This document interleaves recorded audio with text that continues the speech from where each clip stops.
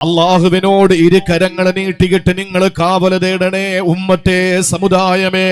മിൻ ജഹിദിൽ ബലാ വദർകി ശഖാ വസൂഇൽ ഖലാ വശമാതത്തിൽ അദാ.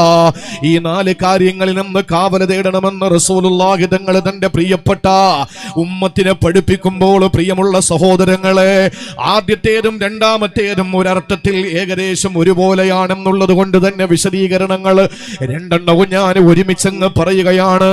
മിന ജഹദിൽ ബലാ, കടുത്ത പരീക്ഷണങ്ങൾ, വദർകി ശഖാ, കനത്ത ദുരിതം. ഇത് രണ്ടും ഞാൻ ഒരുമിച്ചങ്ങ് പറയുകയാണ്. ഈ രണ്ട് പരീക്ഷണങ്ങൾ അഥവാ കനത്ത ദുരിതവും കടുത്ത പരീക്ഷണവും നമ്മളെ തേടിയെത്തുന്നത് അള്ളാഹുവിന്റെ റസൂൽ പറയുകയാണ്. മൂന്നാമത് പറഞ്ഞ സൂഉൽ ഖലായിലൂടെയാണ്, വിനാശമായ വിധിയിലൂടെയാ. ആ വിധിയിലൂടെ പടച്ച തമ്പുരാൻ കടുത്ത പരീക്ഷണങ്ങൾ നമുക്ക് തന്നു കഴിഞ്ഞാൽ, കനത്ത ദുരിതം അല്ലാഹു നമുക്ക് തന്ന അല്ലാഹുവിന്റെ റസൂൽ പറയുകയാണ്, ശമാതത്തുൽ അദാ, ശത്രുക്കൾ നോക്കി ചിരിക്കാറുണ്ട്, ചിരിക്കുമെന്നതിൽ സംശയമില്ല.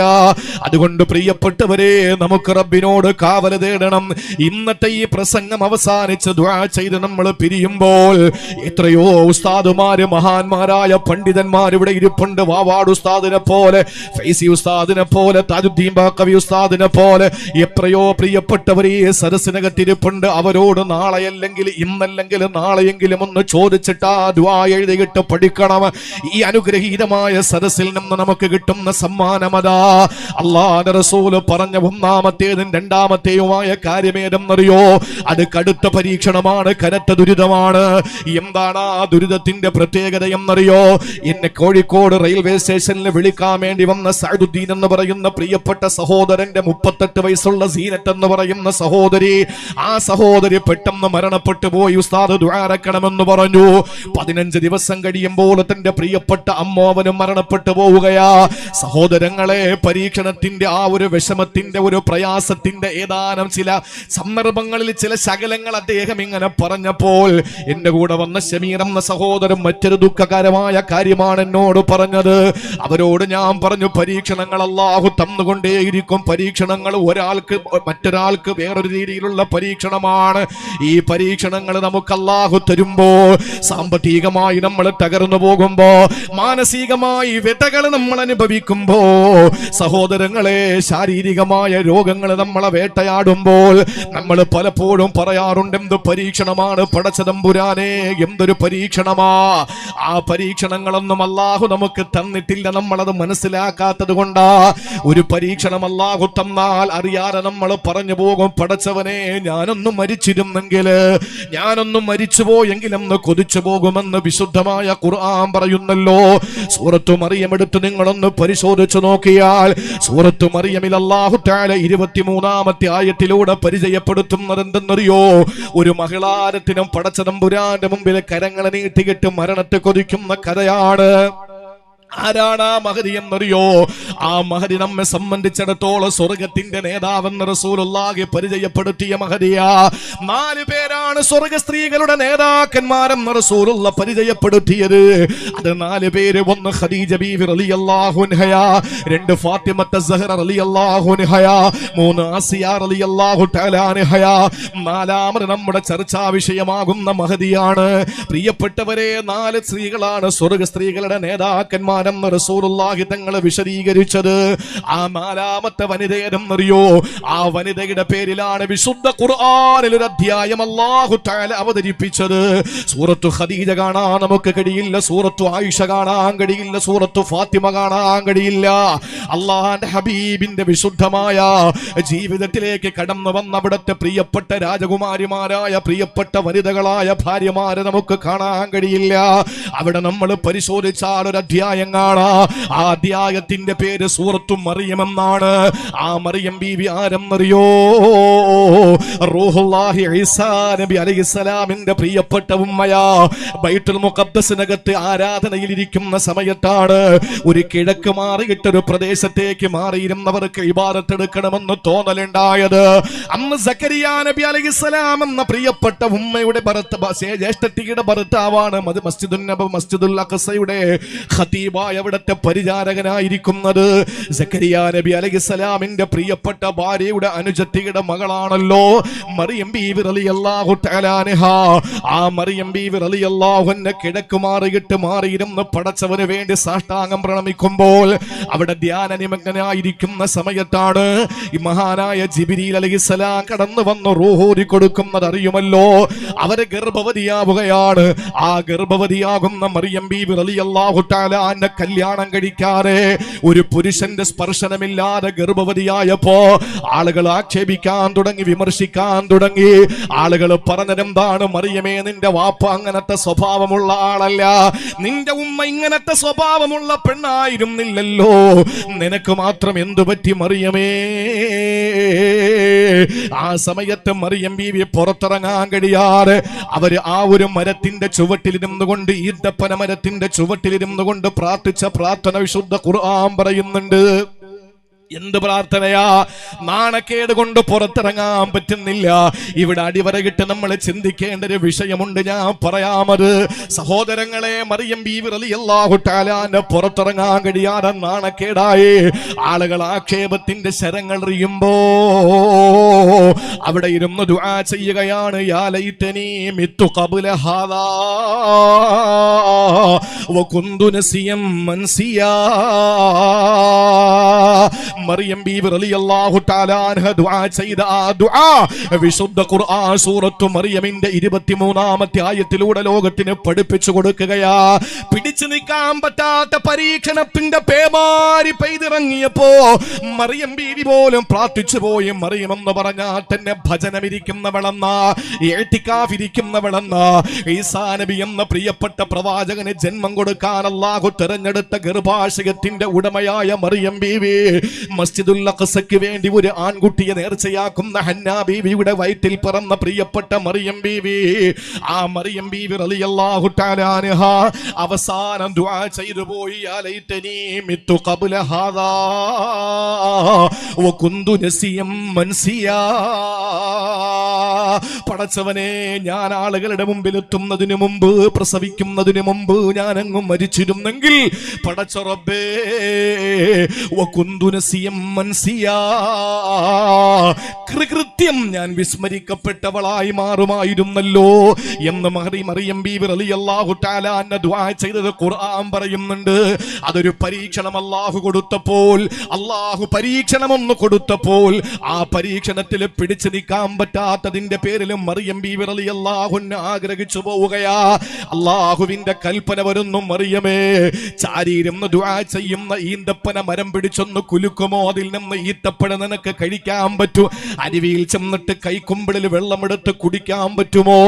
നിന്റെ നിരപരാധിത്വം തെളിയിക്കാൻ നിന്റെ പൊന്നുമോനിലൂടെ ഞാൻ സൗകര്യമുണ്ടാക്കുമെന്ന് പറഞ്ഞ് അവസാന ഈസാ നബി അലൈഹിസ്സലാം പ്രസവിക്കപ്പെടുമ്പോൾ തൊട്ടിലിൽ കിടന്നിട്ട് ഉമ്മയുടെ നിരപരാധിത്വം ലോകത്തിന്റെ മുമ്പിൽ വിളിച്ചു പറഞ്ഞ മറിയം ബീവി റളിയല്ലാഹു തആല അൻഹ പോലും അല്ലാഹുവേ, മരിച്ചെങ്കിലെന്ന് കൊതിച്ചു പോകുന്ന പരീക്ഷണത്തിന്റെ പേമാരി പെയ്തിറങ്ങുമ്പോൾ റസൂലുള്ള പറയുന്നു, തഅവ്വദൂ ബില്ലാഹ്, നിങ്ങൾക്ക് താങ്ങാൻ പറ്റാത്ത പരീക്ഷണങ്ങളിൽ നിന്ന് കാവൽ തേടണം. മിൻ ദർക്കി ശഖാഇ വജഹദിൽ ബലാഇ, കടുത്ത കനത്ത പരീക്ഷണങ്ങളിൽ നിന്ന് നിങ്ങൾ റബ്ബിനോട് കാവൽ തേടണമെന്ന് നബി മുഹമ്മദ് മുസ്തഫ. മറിയം ബീവി റളിയല്ലാഹു അൻഹ പോലും ആഗ്രഹിച്ചു പോയി ഞാനൊന്ന് മരിച്ചെങ്കിലെന്ന്. അപ്പൊ നിങ്ങൾ ചിന്തിക്കും, മറിയം ബീവി അല്ലേ ആഗ്രഹിച്ചു പോയത്? അത് ഒരു മോശമായ രീതിയിൽ ദിവ്യ ഗർഭമുണ്ടായത് പൊതുസമൂഹം അംഗീകരിക്കാത്തതിന്റെ പേരിലായിരിക്കുമല്ലോ? അല്ലേ? അല്ല, അല്ല എന്നതാ തെളിയിക്കപ്പെടാൻ പോവാൻ. മറിയം ബീവി റളിയല്ലാഹു അൻഹ പരിപൂർണ നിരപരാധിയാണെന്ന് ഖുർആൻ പറഞ്ഞു. ഇവിടുത്തെ ഫാസിസ്റ്റുകൾ ആരും മറിയം ബീവി വേശ്യയാണെന്ന് പറഞ്ഞിട്ടില്ല. ഇവിടുത്തെ നിരീശ്വരവാദികൾ ആരും പറയുന്നില്ല. ഇവിടുത്തെ എക്സ് മുസ്ലിം പറയുന്നു എന്ന് ഞാൻ വിചാരിക്കുന്നില്ല. ഇവിടുത്തെ മുസ്ലിം ആ മറിയമിന്റെ പേര് കേൾക്കുമ്പോൾ റളിയല്ലാഹു അൻഹ പറയുന്നു. മറിയം എന്ന് കേൾക്കുമ്പോൾ ഇവിടെ ഇരിക്കുന്ന ഓരോ സഹോദരിമാരും കൊതിച്ചു പോകും നാളെ ആ കൈ വിരലിൽ പിടിച്ചിട്ട് സ്വർഗത്തിലൂടെ പാറിക്കളിക്കാൻ. കാരണം സ്വർഗത്തിന്റെ നേതാക്കന്മാരാണ് 4 പേര്. 4 നേതാക്കന്മാരേ ഉള്ളൂ. അതിലൊന്ന് മറിയം ബീവിയാണ്. ഈ മറിയം ബീവി റളിയല്ലാഹു അൻഹ പച്ച വ്യഭിചാരിണിയാണെന്ന് ലോകത്ത് പറയുന്ന ഒരേ ഒരു സമുദായമേ ഉള്ളൂ. അത് ബെന്യാമിൻ നെതന്യാഹു നേതൃത്വം കൊടുക്കുന്ന ജൂതപിശാചുക്കളാണ്. നിങ്ങൾ ആലോചിക്കണം, ആരാ മറിയം ബീവി? ജോ ബൈഡൻ പ്രതിനിധാനം ചെയ്യുന്ന അമേരിക്ക നേതൃത്വം നൽകുന്ന ലോകത്തെ ക്രൈസ്തവ സഭയുടെ നേതാവാണ് മറിയം ബീവിയായി അവരോധിച്ചിട്ടുള്ളത് എങ്കിൽ ആ മറിയം ബീവി എന്ന് കേൾക്കുമ്പോൾ തൊട്ടപ്പുറത്തെ ജൂത പരിശകൾ വ്യഭിചാരിണി എന്ന് വിളിക്കുന്നു. അപ്പോഴും ഫലസ്തീനിൽ പിടഞ്ഞു വീഴുന്ന മക്കളുടെ മുമ്പിൽ മറിയം എന്ന് പറഞ്ഞാൽ ഫലസ്തീനിലെ മക്കൾ പറയും റളിയല്ലാഹു അൻഹാ. ബോംബും മിസൈലുമായിട്ട് നിൽക്കുന്ന ജൂതന്മാരുടെ മുമ്പിൽ മറിയം എന്ന് വിളിച്ചാൽ അവര് പറയും അവൾ വ്യഭിചാരിണിയാണ്. പക്ഷേ ഈ ബെന്യാമിൻ നെതന്യാഹു ഓടിച്ചെന്ന് അമേരിക്കൻ പ്രസിഡന്റ് ജോ ബൈഡൻ ഓടി വന്നിട്ട് ബെന്യാമിൻ നെതന്യാഹുവിനോട് പറയുന്നു, ഞാനും ഒരു സയനിസ്റ്റാണ്, ഞാനും നിങ്ങളുടെ കൂട്ടത്തിലുണ്ട് എന്ന്. എന്തിന്? മുസ്ലിമിനെ തകർക്കാൻ. അതാ നേരത്തെ ഇവിടെ പറഞ്ഞു വെച്ചത്. എന്റെ വിഷയം അതല്ല, ഞാൻ ഒന്ന് മനസ്സിലാകാൻ വേണ്ടി പറഞ്ഞേ ഉള്ളൂ. മറിയം ബീവി റളിയല്ലാഹു അൻഹ ആ മഹദി പോലും ആഗ്രഹിച്ചു പോയി ഞാനൊന്ന് മരിച്ചെങ്കിലെന്ന്. അപ്പൊ കോഴിക്കോട് ജില്ലയിലെ കൊടുവള്ളിയിലെ ഈ കത്തറമ്മൽ എന്ന് പറയുന്ന പ്രദേശത്തുള്ള നിങ്ങളുടെയും എന്റെ അവസ്ഥ എന്താണെന്നറിയോ? കേട്ടോ, ഇവിടെ ഏതാ മഹൽ ഉസ്താദെ? ഖബറടക്കം ചെയ്യുന്ന മഹൽ ഏതാ? കത്തറമ്മൽ എന്നല്ല. 1500ഓളം കുടുംബം ഉണ്ടെന്നാണ് എനിക്ക് മനസ്സിലാക്കാൻ കഴിഞ്ഞത്. വലിയൊരു മഹല്ല. ഈ കത്തറമ്മൽ മഹല്ലിലെ ഖബർസ്ഥാനിന്റെ അടുത്ത് നിങ്ങളിൽ പലരും ചെല്ലുമ്പോ നിങ്ങൾ അറിഞ്ഞോ അറിയാതെയോ പറഞ്ഞു പോയൊരു വാക്കുണ്ട്. ഇത് 1400 വർഷങ്ങൾക്ക് മുമ്പ് കാരുണ്യത്തിന്റെ പ്രവാചകൻ, ആകാശത്തിന്റെ അജയ്യനായ അമരക്കാരൻ, പ്രപഞ്ചത്തിന്റെ സൃഷ്ടിപ്പിന്റെ കാരണക്കാരനായ മുഹമ്മദ് മുസ്തഫ സല്ലല്ലാഹു അലൈഹി വസല്ലമ തങ്ങൾ പഠിപ്പിച്ചു. അബൂ ഹുറൈറ തങ്ങളെ തൊട്ട് റിപ്പോർട്ട് ചെയ്യുന്ന ഹദീസ് ഇമാം മുസ്ലിം തന്റെ സഹീഹിൽ രേഖപ്പെടുത്തിയ ഹദീസ. എന്ന് പറഞ്ഞാൽ ലോകത്തെ മുജാഹിദും ജമാഅത്ത് ഇസ്ലാമിയും തബ്ലീഗും സുന്നിയും ഒക്കെ അംഗീകരിക്കുന്ന ഹദീസ. ഈ ഹദീസിൽ അള്ളാന്റെ പ്രിയപ്പെട്ട പ്രവാചകൻ എന്താ പറഞ്ഞെന്നറിയോ? മറിയം ബീവി പരീക്ഷണം വന്നപ്പോൾ മരിച്ചെങ്കിലെന്ന് കൊതിച്ചു പോയെങ്കിൽ എന്റെയും നിങ്ങളുടെയും അവസ്ഥ സമാനമാണ്. എന്തുകൊണ്ട്? അള്ളാന്റെ റസൂല് പറയുകയാണ്, ലാ തദ്ഹബുദ് ദുനിയാ, ദുനിയാവ് വിട പറയുകയില്ല, ദുനിയാവ് അവസാനിക്കുകയില്ല, ലോകം അവസാനിക്കുകയില്ല, പടിഞ്ഞാറ് സൂര്യൻ ഉദിക്കുകയില്ല, യജൂജ് മജൂജ് പുറപ്പെടുകയില്ല, ദാബത്തുൽ അർള് വരികയില്ല, ദജ്ജാല് വരികയില്ല, ഈസാ നബി വരികയില്ല, മഹദി ഇമാം വരികയില്ല, തൗബയുടെ വാതിൽ അടയ്ക്കപ്പെടുകയില്ല, ആകാശം പൊട്ടിപ്പിളരുകയില്ല, നക്ഷത്രങ്ങൾ ഇളകി വീഴുകയില്ല, കടൽ മുഴുവൻ കത്തിക്കപ്പെടുകയില്ല, ഭൂമി പിളരുകയില്ല. ഏതുവരെയെന്നറിയോ? ഹത്താ യമുർറജുലു അലൽ ഖബരി, ഈ കത്തറമ്മലിലുള്ള ഒരാൾ തന്റെ ഖബർസ്ഥാനിലൂടെ നടന്നു പോകുന്നത് വരെ. എന്നിട്ട് ഫയഖൂൽ, അവന് ഖബർസ്ഥാനിൽ ചെന്ന് നിന്നുകൊണ്ട് പറയുമത്രേ, യാ ലൈതനി മകാന സാഹിബി ഹാദൽ ഖബരി, പടച്ചവനെ ഞാനും ഈ കിടക്കുന്നയാളിനെ പോലെ ഖബറിൽ പോയിരുന്നെങ്കിൽ കൊള്ളാമല്ല, ഞാനും ഈ മരിച്ച ആളിനെ പോലെ ആയിരുന്നെങ്കിൽ തമ്പുരാനെ, ഞാനും എന്നേ മരണപ്പെട്ടു പോയിരുന്നെങ്കിൽ തമ്പുരാനെ, ഞാൻ മരിച്ച് മണ്ണോട് ചേർന്നിരുന്നെങ്കിൽ തമ്പുരാനെ. ഇതൊരു മനുഷ്യൻ ആഗ്രഹിക്കാതെ ഈ ലോകം അവസാനിക്കുകയില്ലെന്ന് ലോക സൃഷ്ടിക്കപ്പെടാ കാരണഭൂതരായ നബി മുഹമ്മദ് മുസ്തഫ ഇത് പറയുമ്പോ നിങ്ങൾ കരുതുന്നത് എന്താ? ഉറൂസുകളുടെ പേരിൽ പോലും പേക്കോട്ടുകൾ നടക്കുന്ന ദീനിന്റെ വിഷയങ്ങൾ കാണുമ്പോഴാണെന്നാണോ? അതല്ലെങ്കിൽ പ്രിയപ്പെട്ട സഹോദരങ്ങളെ, തലപ്പാവ് ധരിച്ചുകൊണ്ടും തൊപ്പി വെച്ചുകൊണ്ടും മോശമായ ഇടങ്ങളിൽ പലരെയും കണ്ടുമുട്ടുന്നതിന്റെ ഏതെങ്കിലും മോശമായ വശങ്ങൾ കാണുമ്പോ അതിന്റെ പേരിൽ, ദീനിന്റെ പേരിലാണ് ഒരു മനുഷ്യൻ മരിക്കണമെന്ന് കൊതിക്കുന്നതാണോ? അല്ല. ഈ കാലഘട്ടത്തിൽ ഇസ്ലാം നഷ്ടപ്പെട്ടുകൊണ്ടിരിക്കുമ്പോൾ, ദീനിന്റെ ചൈതന്യം നഷ്ടപ്പെട്ടുകൊണ്ടിരിക്കുമ്പോ, വേലി തന്നെ വിളവ് തിന്നുന്ന കാലമെടുത്തുകൊണ്ടിരിക്കുമ്പോ, പ്രിയപ്പെട്ടവരെ, കള്ളുകുടിയന്മാരും മദ്യപാനികളും പലിശക്കാര് കമ്മിറ്റിയിൽ പോലെ കടന്നു വന്നുകൊണ്ടിരിക്കുമ്പോ, സഹോദരങ്ങളെ, ദീനിന്റെ പേരിലാണ് ഒരു മനുഷ്യൻ എങ്ങനെ മരണം കൊതിക്കുന്നതെന്ന് നിങ്ങൾ ചിന്തിച്ചു പോയെങ്കിൽ തെറ്റി. അല്ലാഹുവിന്റെ റസൂൽ പറയുകയാണ്, ലൈസ ബിഹിദ്ദീൻ, ദീന് ശോചനീയമായതിന്റെ പേരിലോ ദീന് നഷ്ടമാകുന്നതിന്റെ പേരിലോ അല്ല ഈ കത്തറമ്മലിലുള്ള ഒരാൾ മരിക്കണമെന്ന് കൊതിക്കുന്നത്, ഖബർസ്ഥാനിൽ കിടക്കുന്ന മയ്യത്ത് പോലെ ഞാനുമായെങ്കിലെന്ന് കൊതിക്കുന്നത് ദീനിന്റെ ഏതെങ്കിലും നഷ്ടങ്ങളുടെ പേരിലല്ല, ദീൻ ചോർന്നു പോയതിന്റെ പേരിലല്ല, സാമ്പത്തിക രംഗത്ത് ദീൻ തകർന്നു പോയതിന്റെ പേരിലല്ല, സാമൂഹിക ജീവിതത്തിൽ ദീൻ തകർന്നു പോയതിന്റെ പേരിലല്ല, ഒരു കുടുംബത്തിൽ ദീൻ തകർന്നു പോയതിന്റെ പേരിലല്ല. മറിച്ച് റസൂലുള്ളാഹി പറയുകയാണ്, ഇല്ലൽ ബലാ, അവൻ അനുഭവിക്കുന്ന പരീക്ഷണങ്ങളുടെ പേരിലാ, അവൻ നേരിടുന്ന പ്രതിസന്ധികളുടെ പേരിലാ, കടുത്ത പരീക്ഷണങ്ങളിലും കനത്ത നാശനഷ്ടങ്ങളുടെയും പേരിലാണ് അവൻ ആഗ്രഹിച്ചു പോകുന്നു, പടച്ചവനെ ഞാനും മരിച്ചെങ്കിലെന്ന്. ഒരു പക്ഷേ കപ്പറമ്മല്ല ഖബർസ്ഥാനിൽ പോകണമെന്നില്ല. എത്രയോ ദിവസം വീടിന്റെ ഉള്ളിൽ വെച്ച് നിങ്ങൾ പറഞ്ഞിട്ടുണ്ടാകും മുസ്ലിമേ, എത്രയോ സന്ദർഭങ്ങളിൽ നിങ്ങൾ കച്ചവട സ്ഥാപനങ്ങളിൽ വെച്ച് പറഞ്ഞിട്ടുണ്ടാകും. കടം വന്നു മുടിയുമ്പോൾ, മാനസികമായ വ്യഥകൾ അനുഭവിക്കുമ്പോൾ, ശാരീരികമായ രോഗം വേട്ടയാടുമ്പോൾ, കഠിനമായ രോഗം പിടികൂടുമ്പോൾ, ദിവസവും ദിക്ർ ചൊല്ലുന്ന, 5 നേരം നമസ്കരിക്കുന്ന, സുന്നത്ത് നോമ്പ് മുടിയാതെ പിടിക്കുന്ന, ജീവിതത്തിൽ സ്വലാത്തുകൾ ധാരാളം ചൊല്ലുന്ന ഒരു മനുഷ്യനെ അടുത്ത സമയത്ത് എന്നോട് പറഞ്ഞു, ഞാൻ 5 നേരം നിസ്കരിക്കുന്നവനാണ്, ദിക്ർ ചൊല്ലുന്നവനാണ്, സ്വലാത്ത് ചൊല്ലുന്നവനാണ്, അള്ളാഹുവിന് വേണ്ടി എന്റെ സമയം മുഴുവനും മാറ്റിവെക്കുന്നവനാ. എന്റെ ശരീരത്തെ കാറു നിന്നുന്ന കഠിനമായ രോഗം വേട്ടയാടിയപ്പോൾ പലപ്പോഴും ഞാൻ ചിന്തിച്ചു പോയി, കഴിക്കുന്ന ഗുളികയുടെ എണ്ണം കൂട്ടിയിട്ട് ഞാൻ അങ്ങ് മരിച്ചു പോയെങ്കിലും. അവസാനം പ്രിയപ്പെട്ടവരെ, ആത്മഹത്യയുടെ വക്കിൽ പോലും എത്തിപ്പോകുന്ന എത്രയോ സാത്വികരായ മനുഷ്യർ പോലും നമ്മുടെ ഇടയിലുണ്ട്. എന്തുകൊണ്ടെന്നറിയോ?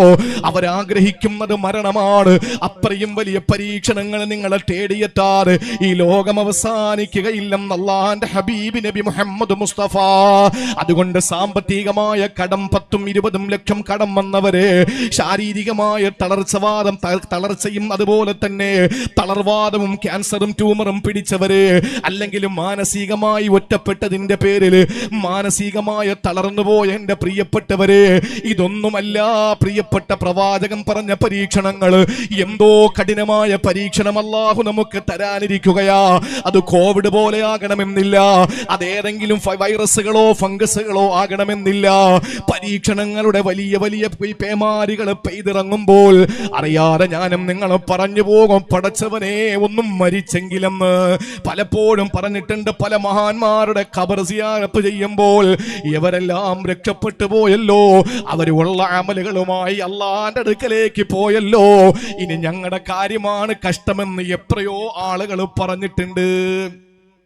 അപ്പൊ പരീക്ഷണങ്ങൾ വരുവാന്ന് പറഞ്ഞാൽ മരണം പോലും കൊതിച്ചു പോകുന്ന പരീക്ഷണങ്ങൾ വരുമെന്നാണ്. ഏറ്റവും പ്രധാനമായി നമ്മൾ ദിവസവും മുടങ്ങാതെ ഓതുന്ന ഒരു സൂറയുണ്ടല്ലോ, സൂറത്തു ബഖറയുടെ ഏറ്റവും ഒടുവിലത്തെ ആയത്ത് ആമന റസൂലും. അതൊക്കെ മക്കളെ പഠിപ്പിക്കണം. ആമന റസൂലും മക്കളെ പഠിപ്പിക്കണം, ആയത്തുൽ കുർസി പഠിപ്പിക്കണം, നാരിയത്ത് സ്വലാത്ത് പഠിപ്പിക്കണം, ഇബ്രാഹിമിയ സ്വലാത്ത് പഠിപ്പിക്കണം, മക്കൾക്ക് ദുആഉൽ ഇഫ്തിതാഹ് പഠിപ്പിക്കണം, ഖുനൂത്ത് പഠിപ്പിക്കണം. ഖുനൂത്തൊക്കെ ആരംഭിക്കേണ്ട സമയം എന്നേ കഴിഞ്ഞുപോയി. 5 നേരം സുബഹിക്കല്ല, 5 വഖത്ത് നിസ്കാരത്തിനും ഖുനൂത്തോടേണ്ട സമയം അതിക്രമിച്ചു പോയി. പിറന്ന നാടിന്റെ സ്വാതന്ത്ര്യത്തിനു വേണ്ടി, ഖുദ്സ് പള്ളിയുടെ മോചനത്തിനു വേണ്ടി കഷ്ടപ്പെടുന്ന പാവപ്പെട്ട 6000-ലധികം വരുന്ന പാവപ്പെട്ട കുഞ്ഞുമക്കളാണ് സയനിസ്റ്റ് ഭീകരന്മാരാൽ കൊല്ലപ്പെട്ടത്. അത് കാണുമ്പോ നമുക്ക് എങ്ങനെയാണ് പ്രിയപ്പെട്ടവരെ, നമുക്ക് നമ്മുടെ നമസ്കാരങ്ങളിൽ ഖുനൂത്ത് ആരംഭിക്കേണ്ട സമയം അതിക്രമിച്ചില്ലേ? ഒന്ന് ചിന്തിച്ചു നോക്ക്. ഞാൻ പറയുന്നത് ഇതൊക്കെ മക്കളെ പഠിപ്പിക്കണം. ആമന റസൂലുവിൽ ഇടയ്ക്കൊരു ആയത്തുണ്ട്. എന്റെ അഭിവന്യനായ ഒരു ഗുരുനാഥനുണ്ട്, ജീവിച്ചിരിക്കുന്ന മഹാന്മാരായ ഔലിയാക്കളിൽ വളരെ പ്രമുഖനാണെന്ന് പറയാൻ കഴിയുന്ന അതിരാമ്പട്ടണം KT മമ്മിക്കുട്ടി ഹസരത്ത്, അല്ലാഹു ദീർഘായുസ് കൊടുക്കുമാറാവട്ടെ, ആഷിഖുർ റസൂലാണ്. ജാമിഅ മന്നാനിയ സർവകലാശാലയിലെ അതിപ്രഗത്ഭനായ മുദരിസാണ്. അതിരാമ്പട്ടണം തമിഴ്നാട്ടിലെ റഹ്മാനിയ അറബി കോളേജിന്റെ പ്രിൻസിപ്പളാണ്. പാലക്കാട് ജില്ലയിൽ ഒരു വലിയ കോളേജ് നടത്തിക്കൊണ്ടിരിക്കുന്നു. തെന്നിന്ത്യയിലെ വലിയ ഒരു ആഷിഖായ അള്ളാഹുവിന്റെ ആരിഫീങ്ങളിൽ ഒരു വലിയ പ്രമുഖനായ ഉസ്താദ്. ആ പ്രിയപ്പെട്ട ഉസ്താദ് എനിക്ക് കുറച്ച് പരീക്ഷണങ്ങളും വിഷമങ്ങളും വന്നപ്പോൾ എന്നോട് പറഞ്ഞു രാത്രി കിടക്കുമ്പോ 7 പ്രാവശ്യം ആമന റസൂല് ഓതിയിട്ടേ കിടക്കാവൂ. വർഷങ്ങൾ കഴിഞ്ഞു ഈ ഒരു വസിയത്ത് അല്ലെങ്കിൽ ഈ ഒരു പിന്നെ ഉപദേശം എനിക്ക് തന്നിട്ട്. ആ ഒരു ഇജാസത്ത് കിട്ടിയ അന്നത്തെ രാത്രി മുതൽ അൽഹംദുലില്ലാ ഇന്നതാ പ്രസംഗിക്കാൻ എഴുന്നേറ്റ് നിൽക്കുന്നു. ഈ പ്രസംഗം കഴിഞ്ഞ് ചൊല്ലണമെന്ന് ആഗ്രഹിക്കുന്നുണ്ട്. ഇന്നലത്തെ രാത്രി വരെയും ഒരു ദിവസം പോലും ഞാൻ മുടക്കിയിട്ടില്ല. അതിനകത്ത് ആമന റസൂല് വെറുതെ നമ്മളങ്ങ് കാണാതെ പഠിച്ച പോരാ. ശരിയാൻ ബഹുമാനപ്പെട്ട ഉസ്താദ് പോയല്ലേ ഉദ്ഘാടകൻ, ശരിയാൻ യൂട്യൂബ് കാലമാണ് ഇപ്പോൾ ഉള്ള. ഞാൻ അതിനെ പറ്റിയിട്ടൊരു സ്ഥലത്ത് പ്രസംഗിച്ചു. സകല പെണ്ണുങ്ങളും എനിക്ക് അള്ളാഹുവേ, സ്ത്രീകള് ഒരു വലിയ സമൂഹം, സ്ത്രീ സമൂഹം തന്നെ എന്നെ വേട്ടയാടി സോഷ്യൽ മീഡിയയിൽ. സ്ത്രീകളാണ്. ഞാൻ ഉള്ള ഒരു കാര്യം പറഞ്ഞു. അങ്ങനെ വേട്ടയാടി എന്ന് പറയുന്നതിന്റെ പേരിൽ എനിക്കതിൽ പ്രശ്നമല്ല. ആ വേട്ടയാടൽ എനിക്ക് നൽകിയ ആദരവായി ഞാൻ 2 കരങ്ങൾ നീട്ടി സ്വീകരിക്കുകയാണ്. ഞാൻ പറഞ്ഞത് എന്താണെന്ന് ഞാൻ ഇവിടെ പറയുന്നില്ല തൽക്കാലം. എന്റെ പ്രിയമുള്ള സഹോദരങ്ങളെ, യൂട്യൂബിലേക്ക് എല്ലാവരും മാറിയിരിക്കുക. ഓൺലൈൻ ഇബാദത്തിലേക്ക് സർവർ മാറിയിരിക്കുകയാണ്. ഓൺലൈൻ ഇബാദത്തിലേക്ക് സർവർ മാറിയിരിക്കുകയാണ്. ആ ഓൺലൈനിൽ പഠിക്കുന്നതോ അല്ലെങ്കിൽ ഏതെങ്കിലും ബുക്കിൽ വായിക്കുന്നതോ ആയി നമ്മൾ കാണാപ്പാഠം പഠിച്ച് ചൊല്ലുന്നതായിട്ട് ആമന റസൂല് മാറരുത്. ആമന റസൂലുവിന്റെ അകത്ത് ഒരു വാക്കുണ്ട്, എന്താണെന്നറിയോ? അത് നമ്മൾ ചെല്ലുമ്പോ നമ്മുടെ മനസ്സിൽ സർവ്വ ചിന്തകളും കടന്നു വരണം. അള്ളാഹുവിനോട് ചോദിക്കുന്നത് റബ്ബനാ വലാ തുഹമ്മിൽനാ മാ ലാ ത്വാഖത ലനാ ബിഹി. എന്തൊരർത്ഥമാണ് സഹോദരങ്ങളെ.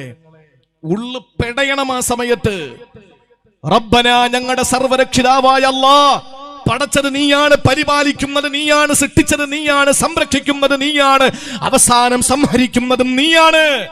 റബ്ബന വലാ തുഹമ്മിൽനാ, നീ ഞങ്ങളെ തലയിൽ വെച്ച് തരല്ലേ തമ്പുരാനെ, നീ ഞങ്ങളെ മണ്ടയ്ക്ക് വെക്കല്ലേ റബ്ബേ, മാ ലാ ത്വാഖത ലനാ ബിഹി, ഞങ്ങൾക്ക് താങ്ങാൻ പറ്റാത്ത ഒന്നും, ഞങ്ങൾക്ക് താങ്ങാൻ പറ്റാത്ത കടങ്ങൾ, ഞങ്ങൾക്ക് താങ്ങാൻ പറ്റാത്ത മാനസിക വ്യഥകൾ, ഞങ്ങൾക്ക് താങ്ങാൻ പറ്റാത്ത ശാരീരികമായ രോഗങ്ങൾ, അതൊന്നും ഞങ്ങളുടെ തലയിലേക്ക് നീ വെച്ച് തരല്ലേ തമ്പുരാനെ എന്നാണ് ആമന റസൂലുവിനകത്തുള്ളത്. എത്ര പേര് ചൊല്ലുന്നുണ്ട്? അതിലേക്ക് വരണം സഹോദരങ്ങളെ, അതിലേക്ക് വരിൻ. അള്ളാഹുവിന്റെ ഖുർആനില്ലാത്ത എന്തെങ്കിലും ഉണ്ടോ? അള്ളാഹുവിന്റെ ഖുർആനിൽ ഇല്ലാത്ത എന്തെങ്കിലും ഉണ്ടോ? സകല കാര്യങ്ങളും ഖുർആനകത്തുണ്ട്. അതുകൊണ്ട് ആമന റസൂലിലുള്ളതും അങ്ങനെ തന്നെയാണ്. ലാ തുഹമ്മിൽനാ ബി, അല്ലാഹുവേ റബ്ബനാ ലാ തുഹമ്മിൽനാ മാ ലാ ത്വാഖത ലനാ ബിഹി, കഴിയാത്തതൊന്നും ഞങ്ങളെ മണ്ടയിൽ വെക്കല്ലേ തമ്പുരാനെ. അപ്പൊ പലരും ചിന്തിക്കും, ഉസ്താദേ അങ്ങനെയാണെങ്കിൽ ഞങ്ങൾക്ക് പരീക്ഷണം വരുമ്പോ, നേരത്തെ ഞാൻ പറഞ്ഞൊരു സഹോദരൻ, അദ്ദേഹം നല്ല ഇബാദത്തുള്ള മനുഷ്യനാണ്, നല്ല ആരാധനയുള്ള മനുഷ്യനാണ്. അദ്ദേഹം പറയാണ്, എനിക്ക് രോഗങ്ങൾ വന്നിട്ട് അസുഖങ്ങൾ വരും. എന്റെ പ്രിയപ്പെട്ട മാതാവിന്റെ തലയോട്ടി ഇളക്കിയിട്ട് തലച്ചോറ് പുറത്തെടുത്തു വെച്ചിട്ട് സർജറി നടത്തി. അത് ഏകദേശം ഒന്ന് റെഡിയായി വരുമ്പോഴേക്കും കാലിനൊരു സർജറി വേണമെന്ന് പറഞ്ഞു. കാല് സർജറി ചെയ്തു. 54 സ്റ്റിച്ച് ഉണ്ടായിരുന്നു. ആ കാലിന്റെ സർജറി ഒന്ന് മുറിവ് ഉണങ്ങി വരുമ്പോഴേക്കും പറഞ്ഞു, എന്റെ വലത്തെ ബ്രസ്റ്റിന് എന്തൊരു വേദനയുണ്ട്. നോക്കുമ്പോ 14 മുഴകളിൽ 14 മുഴകളിൽ 8 മുഴകളും ക്യാൻസർ ആയിരിക്കുകയാണ്. അത് ബ്രസ്റ്റ് റിമൂവ് ചെയ്തു. 3ാമത്തെ സർജറി. ബ്രസ്റ്റ് റിമൂവ് ചെയ്തിട്ട് അതിന്റെ റേഡിയേഷൻ, അതിന്റെ കീമോ, അതിന്റെ ഇഞ്ചക്ഷൻ, അങ്ങനെയൊക്കെ ആ ചികിത്സയുമായിട്ട് RCCയിൽ പിന്നെ തുടർന്ന് ചികിത്സിച്ചു. ഇനി വലത്തെ കാല് ഓപ്പറേഷൻ ചെയ്യണം. പക്ഷെ ഡോക്ടർമാർ പറയുന്നത് ഇനി ഒരു അനസ്തേഷ്യ പറ്റില്ല. ആ ഒരു നിലയിൽ പരീക്ഷണങ്ങൾ വരുമ്പോൾ നമ്മൾ എന്താ ചിന്തിക്കേണ്ടത്? അല്ല എനിക്ക് മാത്രം എന്ത് പരീക്ഷണം തരുന്നു? അല്ല തരുന്ന പരീക്ഷണങ്ങളൊന്നും ഒരു വിഷമമുള്ളതും അല്ല സഹോദരങ്ങളെ. ഈ 3 ഓപ്പറേഷൻ കഴിഞ്ഞിട്ട് എന്റെ ഉമ്മ ജീവിച്ചിരിക്കുന്നില്ലേ, ഞാൻ ജീവിച്ചിരിക്കുന്നില്ലേ? പക്ഷേ പരീക്ഷണങ്ങളുടെ തീഷ്ണത എന്ന് പറയുന്നത്, പരീക്ഷണങ്ങൾ നൂല് പോലെ കെട്ടിയിറക്കപ്പെടുമ്പോൾ മരിച്ചിരുന്നെങ്കിലെന്ന് കൊതിച്ചു പോകത്തക്കവണ്ണം പരീക്ഷണങ്ങൾ നമ്മെ തേടിയെത്തുമെന്ന് ആദരവായ പ്രവാചകൻ പഠിപ്പിച്ചിട്ട് പറയുന്നു. കാവൽ തേടിക്കൂ അള്ളാഹുവിനോട്. താങ്ങാൻ പറ്റൂല. അല്ലാഹുമ്മ ലാ തുഹമ്മിൽനാ മാ ലാ ത്വാഖത ലനാ ബിഹി, താങ്ങാൻ പറ്റാത്തതൊന്നും ഞങ്ങളെ തലയിൽ വെക്കല്ലേ തമ്പുരാനെ. താങ്ങാൻ പറ്റൂല സഹോദരങ്ങളെ. അതുകൊണ്ട് അള്ളാഹുവിനോട് കാവൽ തേടിക്കോ. എന്താ അങ്ങനെ ഒരു സാഹചര്യം വന്നാൽ? കഠിനമായ രോഗം വന്നു, സഹിക്കാൻ പറ്റാത്ത രോഗം, വല്ലാത്ത വേദന, അല്ലെങ്കിൽ മാനസികമായ സങ്കടം സഹിക്കാൻ പറ്റാതെ പലരും സിഗരറ്റ് വലി തുടങ്ങും, പലരും കള്ളുകുടി തുടങ്ങും, പലരും നരച്ചു പോകും, പലരും ഒറ്റപ്പെട്ട് ഭ്രാന്തന്മാരായി പോകും. അങ്ങനെ ഒരു സഹോദരിയുടെ കഥയാണ് ഞാൻ ഇങ്ങോട്ട് വരുമ്പോൾ വണ്ടിയിൽ വെച്ച് കേട്ടത്. ഒരു ചെറിയ മാനസികമായ ഒരു സങ്കടത്തിൽ നിന്ന് മനസ്സ് പതറിയിട്ട് പല രീതിയിലും ആ സഹോദരിയുടെ മനസ്സിങ്ങനെ പറന്നു നടക്കുകയാണ്. അള്ളാഹു ഈ സദസ്സിന്റെ ബറക്കത്ത് കൊണ്ട് ശിഫ നൽകട്ടെ. അങ്ങനെയൊക്കെ വന്നാ എന്താ ചെയ്യാ? കടം, കോടിക്കണക്കിന് രൂപ കടബാധിതനായി മാറിയാൽ എന്താ ചെയ്യാ? നമ്മൾ മരണത്തെ ആഗ്രഹിച്ചു പോകൂലേ? പലരും ചോദിക്കുന്നത് അതിനെന്താ, അതിന് പരിഹാരം എന്താ? വിശുദ്ധ ഇസ്ലാം എന്ന് പറഞ്ഞാൽ എല്ലാത്തിനും പരിഹാരം ഉള്ളതാണല്ലോ. എല്ലാത്തിനും ഇസ്ലാമിൽ പരിഹാരം ഉണ്ടല്ലോ. ഉണ്ട്. കാരുണ്യത്തിന്റെ പ്രവാചകം പറയുകയാണ്, അതേ ബുഖാരിയും മുസ്ലിം റഹിമഹുമുള്ള റിപ്പോർട്ട് ചെയ്യുകയാണ്, അനസ് തങ്ങളെ തൊട്ട്, ലാ യതമന്നയന്ന അഹദുക്കും ലിദുർരിൻ ലാ യതമന്നയന്ന അഹദുക്കുമുൽ മൗത ലിദുർരിൻ അസാബഹു. ഒരു വിപത്ത് വരുമ്പോൾ മരണത്തെ കൊതിക്കല്ലേ, മരണത്തെ നീ കൊതിക്കല്ലേ, മരിച്ചെങ്കിലും ആഗ്രഹിക്കല്ലേ. ഫൈൻ കാന ലാ ബുദ്ദ ഫാഇലാ. പക്ഷേ നിനക്ക് വന്ന പരീക്ഷണങ്ങൾ നിന്നെ അങ്ങനെ പറയിപ്പിക്കുന്ന ഒരു സാഹചര്യം ഉണ്ടാക്കിയാൽ, നിനക്ക് സഹിക്കാൻ പറ്റാത്ത വേദന വന്നാൽ, നിനക്ക് താങ്ങാൻ പറ്റാത്ത വേദനകൾ വന്നാൽ, കടം നിന്നെ ഇട്ട് മൂടുന്ന അവസ്ഥയിലേക്ക് എത്തപ്പെട്ടു കഴിഞ്ഞാ നീ ദുആ ചെയ്യേണ്ടത് എന്താണെന്നറിയോ? അല്ലാഹുവിന്റെ റസൂൽ പറയുന്നു, അല്ലാഹുമ്മ അഹ്യിനി മാ കാനത്തിൽ ഹയാതു ഖൈറൻ ലീ വതവഫനി ഇദാ കാനത്തിൽ വഫാതു ഖൈറൻ ലീ. പടച്ചവനെ, ജീവിതമാണ് ഖൈറെങ്കിൽ എനിക്ക് നല്ലപോലെ ജീവിക്കാനുള്ള തൗഫീഖ് താ അല്ലാഹ്. അതല്ല മരണമാണ് ഖൈറെങ്കിൽ ഈമാനോടെ എന്നെ മരിപ്പിക്കണേ തമ്പുരാനെ. ഇതാണൊരു സത്യവിശ്വാസി ചെയ്യേണ്ടതെന്ന് പ്രശ്നങ്ങൾക്ക് പരിഹാരം പറഞ്ഞു തരുന്ന മഹാനായ പ്രവാചകൻ റസൂലുള്ളാഹി തങ്ങൾ പഠിപ്പിക്കുകയാ. ഏത് പ്രശ്നത്തിനും പരിഹാരമുണ്ടെന്ന് റസൂലുള്ള പഠിപ്പിക്കുമ്പോ ഇതിനും പരിഹാരമുണ്ട്. വിഷമങ്ങളും പ്രയാസങ്ങളും കടങ്ങളും ദാരിദ്ര്യവും അതുപോലെ വിഷമങ്ങളും കടന്നു വരുമ്പോ എന്താ ചെയ്യേണ്ടത്? അല്ലാഹുവേ, എനിക്ക് ജീവിതമാണ് ഖൈറെങ്കിൽ എന്നെ നീ നല്ലതുപോലെ ജീവിപ്പിക്കണേ റബ്ബേ. മരണമാണ് ഖൈറെങ്കിൽ എന്നെ ഈമാനോടെ മരിപ്പിക്കണേ അല്ലാ.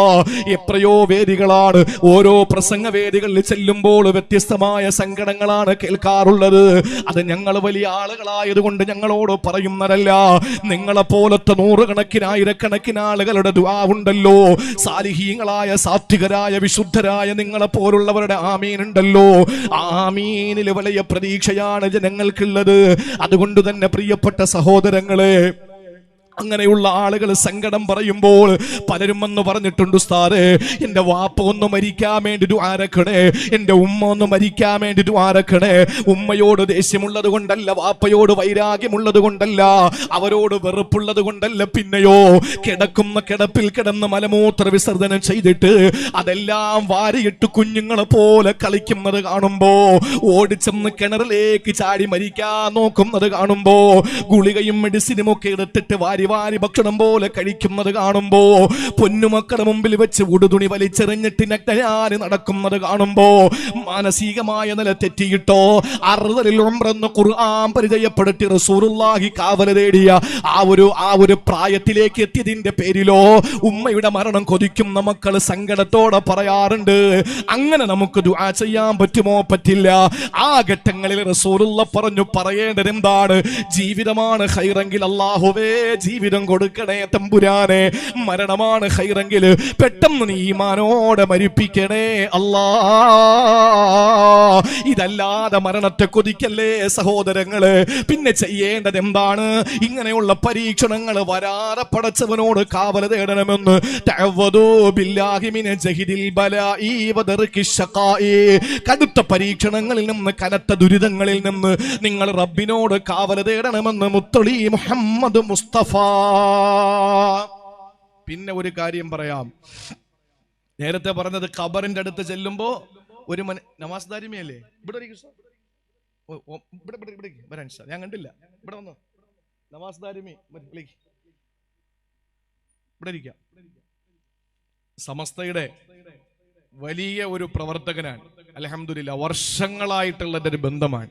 ഓമശ്ശേരി നവാസ് ദാരിമി മുക്കം വലിയൊരു കോളേജ് നടത്തുന്നുണ്ട്. ഇവിടെ ഇരിക്കുക ഉസ്താദ്, വരി. എല്ലാവരും സന്തോഷം. അതാ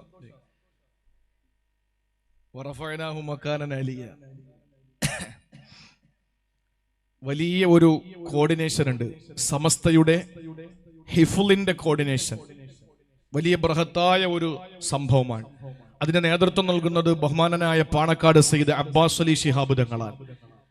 അതുപോലെ അതിന്റെ ചെയർമാൻ, അതിന്റെ പ്രസിഡന്റ് ബഹുമാനപ്പെട്ട ഏലംകുളം ബാപ്പു ഉസ്താദാണ്. അതിന്റെ സീനിയർ വൈസ് വർക്കിംഗ് പ്രസിഡന്റാണ് ബഹുമാനപ്പെട്ട നവാസ് ദാരിമി ഓമശ്ശേരി. വലിയൊരു പ്രസ്ഥാനമാണ്. ഹിഫ്ളിന്റെ ആയിരക്കണക്കിന് ഹിഫ്ള് കോളേജുകളുടെ ഒരു കോർഡിനേഷനാണ് സമസ്തയുടെ വലിയൊരു കോർഡിനേഷൻ. ഈ വരുന്ന ഡിസംബറിൽ കാസർഗോഡ് ബേക്കൽ വെച്ചിട്ട് അതിന്റെ വലിയ ഒരു ഫെസ്റ്റ് നടക്കുന്നുണ്ട്. ഇൻഷാ അല്ലാഹ് അതിന്റെ വിവരങ്ങളൊക്കെ നിങ്ങൾക്ക് തരുന്ന അനുസരിച്ച് അതിലൊക്കെ ഹാഫിളീങ്ങളായ മക്കളെ വാർത്തെടുക്കണം. ഖുർആൻ എല്ലാ ഇന്റർനെറ്റും വൈറസ് കയറി നശിച്ചു പോകാം, തിരൂരങ്ങാടി പ്രസ് നശിപ്പിക്കാം, മൊത്തം മുസ്ഹഫും ഖുർആനും കണ്ടുകെട്ടിയിട്ട് അതെല്ലാം കരിച്ചു കളയാം. അപ്പോഴും ഖുർആനെ അല്ല പറഞ്ഞ എന്താ? ഞാൻ സൂക്ഷിക്കും ഖിയാമത്ത് നാൾ വരെ. അതെങ്ങനെയാ? ഇന്നാ നഹ്നു നസ്സൽന ദിക്റ വ ഇന്നാ ലഹു ലഹാഫിളൂൻ എന്നാ പറഞ്ഞത്. എന്ന് പറഞ്ഞാൽ ഹാഫിളീങ്ങൾ ഉണ്ടാക്കുമെന്ന അതിന്റെ അർത്ഥം. ഞാൻ ഖുർആനെ സൂക്ഷിക്കാന്ന് പറഞ്ഞ അള്ളാഹു പറഞ്ഞ വാക്കേതാ? ഇന്നാ നഹ്നു നസ്സൽന ദിക്റ വ ഇന്നാ ലഹു ലഹാഫിളൂൻ. ഞാൻ അതിനെ ഹിഫ്ള് ചെയ്തോളാന്ന് പറഞ്ഞാൽ അവന്റെ അടിമകളായ കുഞ്ഞു മക്കളുടെ ഹൃദയത്തിൽ ഖുർആൻ കൊത്തിവെക്കും. അവര് ഹാഫിളീങ്ങളാകുമ്പോൾ സകല നെറ്റിൽ നിന്ന് എടുത്ത് കളഞ്ഞാലും എവിടെ കരിച്ചു കളഞ്ഞാലും മക്കളുടെ ഹൃദയത്തിൽ ഖുർആൻ ഉണ്ട്. അതുകൊണ്ട് ഹാഫിളീങ്ങൾ ഉണ്ടാവണം. അങ്ങനെ ഹാഫിളീങ്ങളുടെ ഒരു വലിയ കോർഡിനേഷന്റെ ഒരു അമരക്കാരനാണ് അബ്ബാസ് അലി തങ്ങളാണ് അതിന്റെ അജയ്യനായ നേതൃത്വം. ഏലംകുളം ബാപ്പു ഉസ്താദുണ്ട്, അഹമ്മദ് കബീർ ബാക്കവിയുണ്ട്, അതുപോലെ നിരവധി ഉസ്താദുമാരുണ്ട്. അള്ളാഹു ദീർഘായുസ് കൊടുക്കട്ടെ, നല്ല പ്രവർത്തനങ്ങൾ അള്ളാഹു ചെയ്യാനുള്ള തൗഫീക്ക് തരട്ടെ ഇൻഷാ അല്ലാഹ്. വേണ്ടി വന്ന അവസാനം ഒന്ന് പറഞ്ഞേക്കണേ, ആ ബേക്കലിന്റെ കാര്യം സംഘാടകർക്ക് പറഞ്ഞവരുന്ന് പറയും ഇൻഷാ അല്ലാഹ്. ആ ഡേറ്റ് ഒക്കെ ഒന്ന് പോട്ടെ, അത് നമ്മുടെ വിഷയമല്ല. കനത്ത പരീക്ഷണങ്ങളും കടുത്ത പ്രതിസന്ധികളും വരാതിരിക്കാൻ അള്ളാഹിനോട് ചോദിക്കണം. വന്നാലോ മരണത്തെ കൊതിച്ചു പോകും. അത് ഖുർആനും ഹദീസും കൊണ്ട് സ്ഥിരപ്പെട്ട കാര്യമാണ്. അത് പാടില്ല എന്നും അള്ളാന്റെ റസൂല് പറഞ്ഞു. എന്നാൽ റസൂലുള്ളാന്റെ ഒരു ദുആ നിങ്ങൾക്ക് കേൾക്കണോ? എന്താണെന്നറിയോ? അതാണ് ഇസ്ലാമിന്റെ പ്രസക്തി എവിടെയാണ്? ഖുർആന്റെ പ്രസക്തി എവിടെയാണ്? അള്ളാഹുവിന്റെ ഖുർആൻ പറഞ്ഞത് എന്താണ്? റസൂലുള്ളാഹി തങ്ങൾ പറഞ്ഞത് എന്താണ്? വഇദാ അറദ്ത ബിഇബാദിക ഫിത്നതൻ ഫഖബലിനാ ഇലൈക ഗൈറ മഫ്തൂൻ. ഒരു ഹദീസ് ഉണ്ട്.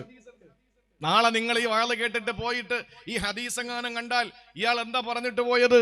അതേ പറഞ്ഞു. അല്ലാഹുവിന്റെ റസൂൽ പറഞ്ഞു, വഇദാ അറദ്ത ബിഇബാദിക ഫിത്നതൻ ഫഖബലിനാ ഇലൈക ഗൈറ മഫ്തൂൻ. പടച്ചവനെ, നീ എന്തെങ്കിലും ഒരു ഫിത്ന ഉണ്ടാക്കാൻ ഉദ്ദേശിച്ചു കഴിഞ്ഞാൽ ആ ഫിത്നയിൽ എന്നെ അകപ്പെടുത്താതെ നീ പെട്ടെന്ന് എന്നെ തിരിച്ചു വിളിക്കണേ അല്ലാ. ഇത് ഹദീസാണ്. ഇമാം നവവി തങ്ങൾ തന്റെ ശറഹ് മുസ്ലിമിൽ പറഞ്ഞ എന്താണെന്നറിയോ? പഠിച്ചു വെച്ചോ. ഇദാ ഖാഫ ലറൻ ഫി ദീനിഹി ഫലാ കറാഹത ലഹ. മരണത്തെ കൊതിക്കാൻ പാടില്ല, അത് കറാഹത്താണ്. പക്ഷെ താൻ കാരണം ദീനിൽ എന്തെങ്കിലും പ്രശ്നമുണ്ടാകുമെന്ന് കണ്ടാൽ, താൻ കാരണം ദീനിന് പേരുദോഷമുണ്ടാകുമെന്ന് കണ്ടാൽ ആ നേരം ദ്വാരക്കണം, പടച്ചവനെ ഞാൻ കാരണം നിന്റെ ദീനിന് പേരുദോഷം വരരുത്, ഫഖബലിനാ ഇലൈക ഗൈറ മഫ്തൂൻ. ഫിത്നയിലാക്കാതെ നീ എന്നെ തിരിച്ചു വിളിക്ക് തമ്പുരാനെ. ആലോചിച്ച് നോക്കിയേ. ഇമാം നവവി തങ്ങൾ പറയാൻ, ഒരാള് കാരണം ദീൻ എന്തെങ്കിലും പ്രശ്നങ്ങൾ ഉണ്ടാകുമെങ്കിൽ അങ്ങനെ ഭയന്നു കഴിഞ്ഞാൽ പെട്ടെന്ന് മരിക്കാൻ ദ്വാരന്നോ കറാഹത്തില്ല. അങ്ങനെയാണെങ്കിൽ കല്യാണം എന്ന പേരിൽ ഇസ്ലാമിലില്ലാത്ത ജൂദായിസം കടപ്പിക്കൊണ്ടുവന്ന, ജൂദായിസത്തിൽ നിന്ന് കടമെടുത്ത വിവാഹ മംഗല്യ മാമാങ്കങ്ങളുടെ പേരിൽ എത്ര വലിയ പിതാക്കന്മാര് ദ്വാരക്കണം, എത്ര ദുആ ചെയ്യണം പിതാക്കന്മാര്. ഭാര്യയുടെ നിർബന്ധത്തിന് വഴങ്ങിയിട്ട് മഞ്ഞ കല്യാണം നടത്തുന്ന സംസ്കാരം എവിടെ നിന്ന് കിട്ടി ഈ സമുദായത്തിന്? മഞ്ഞ കല്യാണം ഞാൻ പല പേരുകളിലും പറഞ്ഞു. ഈ മഞ്ഞ കല്യാണം എവിടെ ഉണ്ടോ എന്ന് എനിക്കറിയില്ല. ഉണ്ടെങ്കിൽ അതും കൂടെ ചേർത്തിട്ടാ പറയുന്നത്. മഞ്ഞ കല്യാണം ആര് നടത്തിയാലും, ഖാലി നടത്തിയാലും, അതല്ല ഹാജ് നടത്തിയാലും, ആലിമ നടത്തിയാലും, ദീനി പ്രബോധകം നടത്തിയാലും, ദീനി നേതാക്കന്മാരെ നടത്തിയാലും, അതൊക്കെ ഈ ശുദ്ധ അസംബന്ധം തന്നെയാണ്. ഇസ്ലാമിൽ ഒരിക്കലും ഇല്ലാത്ത കാര്യമാ മഞ്ഞ കല്യാണം. മഞ്ഞ കല്യാണം എന്ന് പറഞ്ഞാൽ പല വേദികളിലും ഞാൻ പറഞ്ഞിട്ടുണ്ട്. ഈ മഞ്ഞ കാർഡ് കൊടുക്കുന്നത് പ്രാന്തന്മാർക്കാൻ. കോഴിക്കോട് കുതിരവട്ടത്തും കൊടുക്കും, തിരുവനന്തപുരം തൂളമ്പാറയിലും കൊടുക്കും ഈ ഈ മഞ്ഞ കാർഡ് കിട്ടുന്നവനെ അടിച്ചാലോ തല്ലിയാലോ തൊഴിച്ചാലോ ബോംബ് വെച്ചാലോ ഒരു പ്രശ്നവുമില്ല. കേരളത്തിൽ ഇപ്പൊ ഈ രോഗികൾ കൂടുതലാ, മാനസിക രോഗികളെ കേരളത്തിൽ കൂടുതലാ. പക്ഷെ അത് ചില സംവരണം നൽകപ്പെട്ടു എന്നുള്ളതാ മറ്റൊരു വിഷയം. എന്റെ പ്രിയപ്പെട്ട സഹോദരങ്ങളെ, മഞ്ഞ കാർഡുള്ളവന് എന്തും ചെയ്യാം. ഒരു പ്രശ്നവും ഇല്ല. കാരണം അവനെ ഒരു കേസും രജിസ്റ്റർ ചെയ്യില്ല. മാനസിക രോഗിയാ. അതെ, മഞ്ഞ കല്യാണം നടത്തുന്ന സകല പെണ്ണിന്റെ വാപ്പമാരും മഞ്ഞ കല്യാണം നടത്തുന്നവരൊക്കെ മാനസിക രോഗികളാ. കാരണം അത് ഇസ്ലാമിലില്ലാത്തതാ. എന്നിട്ട് ഉസ്താദിനെ കൊണ്ടൊന്ന് അൽഫാത്തിഹ വിളിച്ചാൽ ഇസ്ലാമിന്റെ പരിവേഷം നടത്തിയാൽ അത് അനുവദനീയമാവൂല. അങ്ങനെയാണെങ്കിൽ പിന്നെ കള്ളു കുടിക്കുമ്പോൾ തലപ്പാവൻ കെട്ടിയിട്ട് കള്ളു കുടിച്ചിട്ട് ബിസ്മീൻ ചൊല്ലി കള്ളു കുടിച്ചിട്ട് അവസാനം അൽഹംദുലില്ലാ റാഹത്തായ എന്നങ്ങ് പറഞ്ഞാൽ പോരെ? അത് ഇസ്ലാമികവൽക്കരണമാവൂലേ? ഇസ്ലാമിന്റെ പരിവേഷം ആവൂലേ? തോന്നിയാസങ്ങൾ കാണിച്ചിട്ട് ഇസ്ലാമിന്റെ പേര് വെച്ച് കെട്ടേണ്ട കാര്യമില്ല. അതുകൊണ്ട് പ്രിയപ്പെട്ട സഹോദരങ്ങളെ, പരീക്ഷണങ്ങളും വിഷമങ്ങളും പ്രയാസങ്ങളും വരുമ്പോൾ അള്ളാഹുവിനോട് മരണത്തെ കൊതിക്കാൻ പാടുള്ള ഒറ്റ സന്ദർഭത്തിലേ ഉള്ളൂ. അത് നമ്മൾ കാരണം ദീൻ എന്തെങ്കിലും പേരുദോഷം വരുമെന്ന് കണ്ടാലാ. അള്ളാഹു കാത്തുരക്ഷിക്കട്ടെ. ഞാൻ അടിവരയിട്ടൊരു കാര്യം പറഞ്ഞോട്ടെ. പോക്സോ കേസിൽ മദ്രസാധ്യാപകന്മാർ പിടിക്കപ്പെടുന്ന കാലമാണ്. നമ്മളൊക്കെ വായിക്കുകയാണ്. പക്ഷെ ഞാൻ ഒരു കാര്യം അടിവരയിട്ട് പറയാം, തെളിവുകൾ നിരത്തിയിട്ടാണ്. ആദരണീയനായ സയ്യിദ് ഖലീൽ തങ്ങൾ, ഖലീലുൽ ബുഖാരി തങ്ങൾ കടലുണ്ടി, ബഹുമാനപ്പെട്ട സയ്യിദ് അവറുകൾ, സഖാവ് പിണറായി വിജയൻ നയിക്കുന്ന നവകേരള യാത്രയിൽ പ്രസംഗിക്കാൻ അവസരം കിട്ടിയപ്പോൾ അദ്ദേഹം പറഞ്ഞു, പോക്സോ കേസിൽ അകപ്പെട്ടിട്ടുള്ള ആളുകളിൽ 4000-ഓളം പേർ നിരപരാധികളാണ് എന്ന്. മനസ്സിലാക്കണം. 20% വരുന്ന ആളുകളാണ് ഈ കേസിൽ യാഥാർത്ഥ്യമുള്ളത്. 20% വരുന്ന ആളുകൾ ചെയ്തിട്ടുണ്ട് എന്നതിന് ഒരിക്കലും നമ്മൾ തടസ്സം പറയുന്നില്ല, ആ തെറ്റിന് കൊടപിടിക്കുന്നില്ല. 30% വരുന്നത് അടിച്ചതും വഴക്ക് പറഞ്ഞതും ഇരിക്കടാന്ന് പറഞ്ഞതും എന്തിനാ ക്ലാസ്സിൽ നീ വന്നതെന്ന് ചോദിച്ചിട്ട് ഇറക്കി വിട്ടതിന്റെ പേരിൽ പോക്സോ കേസിൽ അകപ്പെടുത്തതാ. അല്ലേ? പോക്സോ എന്ന് പറഞ്ഞാൽ പീഡനം മാത്രമല്ല, അടിച്ചാലും പോക്സോയാണ്. ബാക്കി 50% സംഘടനാ വിരോധങ്ങളും അതുപോലെ തന്നെ വ്യക്തിവിരോധങ്ങളും ഒരു മഹല്ലത്തിലെ ഇമാമിനോടും മുക്രിയോടും അല്ലെങ്കിൽ മുഅല്ലിമിനോടും സ്വദറിനോടുള്ള ദേഷ്യത്തിന്റെ പേരിൽ പറയുന്നതാണ് 50% വരുന്നത്. പക്ഷെ ദീനിൽ നമ്മൾ കാരണം അള്ളാഹുവിന്റെ ദീൻ ഒരു പേരുദോഷം ഉണ്ടാകരുത് എന്ന് ആഗ്രഹിക്കുകയും അങ്ങനെ ഉണ്ടാകുമെന്ന ഘട്ടം വന്നാൽ അള്ളാഹുവേ ഫഖബ്ലിനാ ഇലൈക ഗൈറ മഫ്തൂൻ, പടച്ചവനെ നീ ഫിത്നയിലാക്കാതെ എന്നെ തിരിച്ചെടുക്കണേ അല്ലാ. ഇതാണ് ദുആ ചെയ്യേണ്ടതെന്ന് ആദരവായ പ്രവാചകൻ നബി മുഹമ്മദ് മുസ്തഫ. അതുകൊണ്ട് ജഹദുൽ ബലാ ദറകു ശഖാ രണ്ട് ഞാൻ വിശദീകരിച്ചിട്ടുണ്ട് കുറഞ്ഞ വാക്കിൽ. പരീക്ഷണങ്ങൾ, കടുത്ത പരീക്ഷണങ്ങളിൽ നിന്ന് അള്ളാഹിനോട് കാവൽ തേടിക്കോ. കാരണം എന്താ? ആ പരീക്ഷണങ്ങൾ വന്നാൽ ചിലപ്പോൾ മരണത്തെ പോലും നമ്മൾ കൊതിച്ചു പോകും. അതൊരിക്കലും പാടില്ല. അള്ളാഹു നമ്മളെ കാത്തുരക്ഷിക്കട്ടെ. ഇനി മൂന്നാമത്തെ 4-മത്തെ 2 കാര്യങ്ങൾ പറയണം. 1 മണിക്കൂറായി. നിങ്ങൾ ശ്രദ്ധയോടെ ഇരിക്കണം ഇൻഷാ അല്ലാഹ്. ഇതിനിടയിൽ ഒരു ചെറിയ കാര്യമുള്ളത് ചിലപ്പോൾ നമുക്ക് അവസാനം എല്ലാം കൂടെ ഒരുമിച്ച് ചെയ്യാൻ പറ്റിയെന്ന് വരില്ല. അതുകൊണ്ട് ബക്കറ്റ് നിങ്ങളുടെ മുന്നിൽ കൊണ്ടുവരും. വളരെ മനോഹരമായ പരിപാടിയാണ്. സ്നേഹിക്കാൻ മാത്രം അറിയുന്ന കുറഞ്ഞ സമയമേ ഞാൻ അവരുമായിട്ട് ഒരു സംസാരിച്ച് ഒരു സമ്പർക്കം ഉണ്ടായിട്ടുള്ളൂ. ഒരു 6 മണിക്ക് ശേഷം ഒരു 7 മണി വരെ 7:30 മണി വരെ 2 പേരും, അതിനുശേഷം നമ്മുടെ ഈ സംഘാടകരുമായിട്ട് സ്നേഹിക്കാൻ അറിയുന്നവരാണ്. അൽഹംദുലില്ലാ. വളരെ വലിയ, അവർക്ക് ഇവിടെ ഗാനമേള നടത്തിയെന്ന് വെച്ചിട്ട് ആരും അവരെ പിടിച്ച് മഹല്ലിൽ നിന്ന് പുറത്താക്കുകയൊന്നുമില്ല. പക്ഷെ അവർ ചെയ്യുന്ന വലിയ സേവനമാണ്, വളരെ വലിയ സേവനമാണ്. അതുകൊണ്ട് ഇൻഷാ അല്ലാഹ് എൻ്റെ ചെലവുകൾക്ക് വേണ്ടിയിട്ട് നല്ലൊരു സംഭാവന ഈ ബക്കറ്റിൽ നിങ്ങൾ നിക്ഷേപിക്കണം. അള്ളാഹു ജാരിയായ സ്വതക്കിൽ ഉൾപ്പെടുത്തി അനുഗ്രഹിക്കുമാറാവട്ടെ. ഇൻഷാ അല്ലാഹ് ഒരാളും ഇതിൽ നിന്ന് മാറി നിൽക്കരുത്. ഇന്നും നാളെയും കൂടെ പരിപാടിയുള്ളൂ. ബിസ്മില്ലാഹിർ റഹ്മാനിർ റഹീം. എല്ലാവരും ഒരാൾ പോലും ഒഴിയാതെ നല്ലൊരു മുറാദ് മനസ്സിൽ നിയത്താക്കിയിട്ട് അതിൻ്റെ സാക്ഷാത്കാരത്തിന് വേണ്ടി സഹായിക്കും. എന്നിട്ട് ശ്രദ്ധ മുഴുവൻ ഇങ്ങോട്ട് ഇൻഷാ അല്ലാഹ് എല്ലാ ഭാഗത്തും പോയി നിൽക്കുന്നവർക്കും ഇരിക്കുന്നവർക്കും ഒക്കെ സ്ത്രീകളുടെ ഭാഗത്ത് അതൊക്കെ കൊടുത്തു വിട്ടോളി. ഇങ്ങോട്ട് ശ്രദ്ധിക്കണേ. ഇനി 3-മത്തേത്, കടുത്ത പരീക്ഷണങ്ങൾ വന്നാൽ നമ്മൾ മരണത്തെ കൊതിച്ചു പോകും. അള്ളാഹു നമ്മളെ കാക്കട്ടെ. അങ്ങനെയുള്ള പരീക്ഷണങ്ങളെ തൊട്ട് റബ്ബ് തആല നമ്മളെ കാത്തുരക്ഷിക്കുമാറാവട്ടെ. പിന്നെ അതിന്റെ കൂട്ടത്തിൽ ഞാനൊരു കാര്യം കൂടി പറയാം. നമ്മുടെ സമുദായത്തിൽ ഒരു വലിയൊരു വിഷയമുണ്ട്. എന്താണെന്നറിയോ? സ്ത്രീകളുടെ ഭാഗത്താണ് കൂടുതലുള്ളത്. ഈ പരീക്ഷണങ്ങളും വിഷമങ്ങളും ഒക്കെ വരുമ്പോ നല്ല വലിയ വലിയ ഉസ്താദുമാരുണ്ട്. ആ ഉസ്താദുമാരുടെ അടുക്കൽ പോയിട്ട് ദുആ ചെയ്യാൻ പറയുന്നതിൽ ഒരു വിരോധവുമില്ല. അത് അങ്ങനെ വിരോധം പറയുന്നത് പല അസൂയയുടെ പേരിലാണ്. മഹാന്മാരായ സാദാത്യങ്ങളുടെയും വലിയ വലിയ പണ്ഡിതന്മാരുടെയും മുമ്പിൽ ചെന്നിട്ട് നമ്മുടെ സങ്കടങ്ങൾ ഒന്ന് മാറാൻ വേണ്ടി ദുആരക്കണമെന്ന് പറയുന്നതും ഖുർആനിന്റെ ആയത്തുകൾ കൊണ്ട് മന്ത്രിക്കുന്നതും ഒരിക്കലും തെറ്റല്ല. അത് പ്രോത്സാഹിപ്പിക്കപ്പെടേണ്ടതാണ്. അത് നബിയുടെ ചര്യയിൽപ്പെട്ടതാണ്. അള്ളാന്റെ പ്രിയപ്പെട്ട പ്രവാചകൻ സല്ലല്ലാഹു അലൈഹി വസല്ലം പഠിപ്പിച്ച കാര്യമാണ്. വിശുദ്ധ ഖുർആനിൽ സൂറത്തുൽ ഫാത്തിഹയോളം മന്ത്രത്തിന് പറ്റിയ വേറെ ഒന്നുമില്ലെന്നാണ് അള്ളാന്റെ റസൂല് പഠിപ്പിച്ചത്. അതൊക്കെ നിലനിൽക്കുമ്പോഴും അമ്പലങ്ങളിൽ പോയിട്ട് കരിങ്കോഴി കൊടുക്കുന്ന സമ്പ്രദായം മുസ്ലിം പെണ്ണുങ്ങളിൽ ഇന്ന് കൂടുതലാണ്. പറയാതിരിക്കാൻ നിവർത്തിയില്ല. ചിലപ്പോൾ ചാപ്പാട് തരൂലായിരിക്കും, നമുക്ക് ചിലപ്പോൾ ഇന്ന് ചോദിച്ചാൽ ഒന്നും തരൂലായിരിക്കും. പക്ഷെ നിങ്ങൾ അങ്ങനെ ചെയ്യുന്നതോടൊപ്പം ഈ രീതിയിൽ സദക്ക കൊടുക്കുന്നതിൽ കാര്യമില്ലല്ലോ. ഇവിടെ ഉള്ളവർ അങ്ങനെ ആണെന്ന ധാരണയും എനിക്കില്ലല്ലോ. പക്ഷേ അമ്പലങ്ങളിൽ ചെന്നിട്ട് കരിങ്കിടാ കൊടുക്കുകയും കരിങ്കോഴി കൊടുക്കുകയും സിഹിർ ചെയ്യിപ്പിക്കുകയും മാരണം ചെയ്യിപ്പിക്കുകയും ചെയ്യുന്ന സമ്പ്രദായത്തിലേക്ക് പർദ്ദയിട്ട മുസ്ലിം പെൺകുട്ടികൾ എത്തപ്പെടുന്നു എന്നുള്ളത് വളരെ ഗൗരവമായി തന്നെ നമ്മൾ കാണേണ്ടിയിരിക്കുന്നു. ഈമാൻ നഷ്ടപ്പെട്ടില്ലേ? കുഫറിലേക്ക് പോയില്ലേ? അമ്പലങ്ങൾ പരിപാവനമായി അവിടെ നിൽക്കട്ടെ, ചർച്ചകൾ പരിപാവനമായി, നിഖാരങ്ങൾ പരിപാവനമായി നിൽക്കട്ടെ. അതൊക്കെ അവരുടെ നമ്മുടെ സഹോദരങ്ങളുടെ ആരാധനാലയങ്ങളാ, അതിനൊക്കെ നമ്മൾ റെസ്പെക്ട് ചെയ്യണം. പക്ഷേ നമ്മുടെ പള്ളിയിൽ വന്നിട്ട് നൂലോതി കെട്ടിയിട്ട് കാര്യമൊന്നുമില്ല എന്ന് കാണുമ്പോൾ ഒരു കറുത്ത കോഴിയം വാങ്ങിയിട്ട് അവന്റെ കുടുംബം കുഴി തോണ്ടാൻ വേണ്ടിയിട്ട് അമ്പലങ്ങളിൽ ചെന്നിട്ട് വഴിപാടുകളും നേർച്ചകളും നടത്തുന്ന മുസ്ലിം സഹോദരിമാർ നിസ്കരിച്ചിട്ട് കാര്യമില്ല. നിങ്ങളുടെ ഇബാദത്തുകൾ അല്ലാഹു വേണ്ട. കുഫ്ർ, ഇർത്തിദാദ്, മുർത്തദായി പോയിരിക്കുകയാണ്. അള്ളാഹു കാത്തുരക്ഷിക്കട്ടെ. കലിമ ചൊല്ലി അള്ളാഹുവിന്റെ വിശുദ്ധമായ കലിമത്ത് തൗഹീദ് ചൊല്ലിയിട്ട് നിങ്ങൾ തിരിച്ചു വരണം. ഇനി മേലിൽ അങ്ങനെ ഒരു കാര്യത്തിലേക്ക് പോകൂല എന്ന് ശപഥം ചെയ്യണം. ചെയ്തു പോയതിൽ ഖേദമുണ്ടാകണം. അള്ളാഹു കാത്തുരക്ഷിക്കട്ടെ. മൂന്നാമതായിട്ട് അള്ളാന്റെ പ്രിയപ്പെട്ട പ്രവാചകന് ദുആ ചെയ്യാൻ പഠിപ്പിച്ചത് ഏതെന്നറിയോ?